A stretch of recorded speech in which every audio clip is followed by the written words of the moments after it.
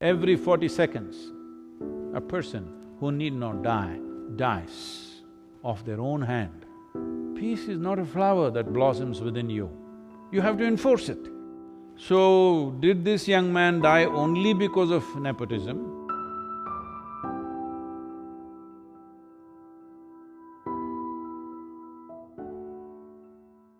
After the recent death of a Bollywood star, there is a lot of debate in the country about nepotism. Some people believe it is their karma that they are born into a certain privilege. Is this true? The Mumbai cinema scene lost a upcoming star. Well, you can always… and he committed suicide, must be just over 30 years of age, I think, I'm not sure, I've only seen him now after his death, otherwise I had not heard or seen of him because I know very little about Indian cinema, I should say.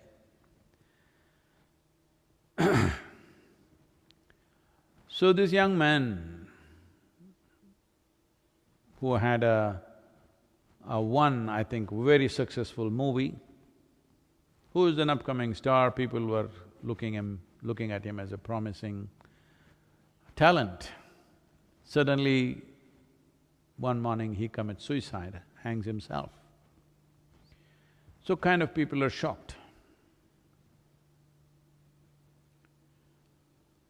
While you're particularly aiming at nepotism, well, that could also have added to things. But you must understand, every year, 800,000 people take their own life. Between 15 to 29 years of age, suicide is one of the biggest causes of death in the world. 800,000 people per year means every 40 seconds somebody is taking their own life.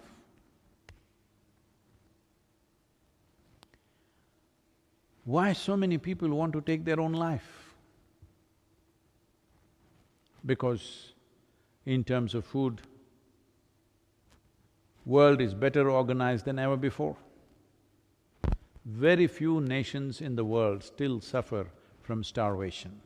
All other places, 30% of the world's population is obese, that means definitely there is no starvation. But certain part of the world, another 30% maybe, or another 20% in the world, unfortunately, are malnourished, a small number is towards starvation. In many ways, compared to any time in the history of humanity, our food is better organized. So that's not the reason for death, that people could not find food and they died. No, they're killing themselves. Healthy people, well-to-do people are killing themselves. Why would any individual want to take their own life? You do one thing, go outside, find an ant. See, you try to trap him, try to act like you want to harm him. He will do everything possible to save his life, because that is the nature of life. An ant does not think, I'm just an ant, a worthless little ant, what is there if I die? That thought never occurs to him, because he is programmed by nature that life is the most significant dimension that's happening to him. Other aspects of his life, whether they're happening or not, we do not know. But he clearly knows the most fundamental and significant element of his life is life itself. Every creature in this world understands that. Only a human being somehow can defeat this. When your survival is in question, you also understand that. But when survival is not in question, then your psychological realities become bigger than your existential reality. Because of this, if it's wrong kind of thought process and emotions start happening, you will start moving in this direction. Well, there's a whole lot of people who constantly hitting me, because I said, whether you are well or ill, physically and mentally, is your choice. Well, sometimes you may get infected with something. Infections and things that come from outside are different. But things that you generate from within is entirely your choice. You may not know how you're making the wrong choices, but knowingly or unknowingly you're making the wrong choices because all chronic sufferings that you have, physical or mental, is generated from within. Maybe it is so strongly generated, sometimes you feel helpless about it. True, I agree with that. But at the same time, how much intensity of problem do you suffer and how you suffer is definitely controllable from within. A whole lot of people go into depressed modes at various times in their lives when things don't happen the way they think it should happen. If two things today do not happen the way you want them to happen, by today evening you may be somewhat depressed. In the evening, you may sit there and talk yourself out of it, or maybe you sit with your friend and they talk you out of it, sit with a loved one and they talked you out of it, or you slept over it and tomorrow morning you are out of it. This is happening to a whole lot of people. But some people go into that and they are not able to come out. The slope was too steep, they could not climb up that evening or next day, they lasted for 3 days or 5 days, and then they sought professional help. If you seek professional help also, in the initial stages, they're only trying to talk you out of it. You can call it a therapy, you can call it whatever. Essentially, they are trying to talk you out of it. Maybe they're professionally trained to do that, but your loved one or your friend may do it in their own way, or you might do it in your own way. So I'm saying, if you have slid into a depressed state, you can be talked out of it. If somebody can talk you out of it, you can also talk yourself out of it. You must understand, staying sane is hard work, because going crazy is so easy. Staying sane in every kind of situation that you face is lots of work. Somebody was asking me this question about peace. Peace is not a flower that blossoms within you. You have to enforce it.